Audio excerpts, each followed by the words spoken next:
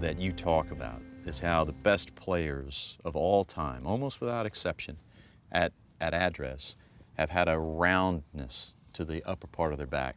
I see so many players today, when they set up to the ball, they almost have a concave lower back and a straight back. And I'll hear somebody say, boy, he's got great posture. And all I think is, no, he doesn't. He looks stiff. Jack Nicklaus didn't look like that. Ben Hogan didn't look like that. I don't know how we got into this hyper-correct world that we live in. I believe it started somewhere in the 80s. But here we are, 20, 30 years down the road, and I say this all the time, golfers are not better. They were better when they swung like Hogan, Snead, Nicklaus, and Palmer, at least better ball strikers. And a lot of that has to do with how they set up to the ball, isn't it? Absolutely.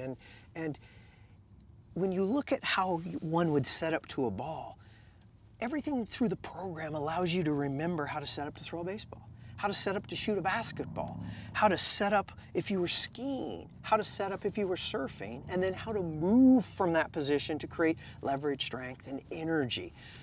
If we set up, and I'll do this again in a rigid position or flat back at this point, and then I try to throw a baseball, I have no life.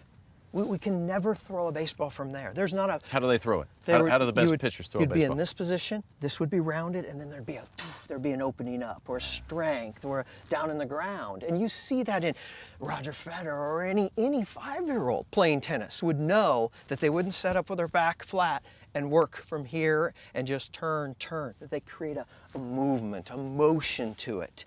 And that's what got missed, it seems like. And to your point from golf instruction is, over the last however many years, you start to look at the greats, and not just the greats in the game of golf, but the greats in all athletes, because this program's designed in a way not to point fingers at something that's wrong, but to maybe draw a soft line in the sand and say, okay, wait a minute here. Maybe we can look at this a different way, almost in a common sense way of how the body has always moved, and just apply it to the game of golf in a way that you can go through your chipping, your putting, your full swing, your mental training in a way that answers those questions for you individually so that you can rapidly improve.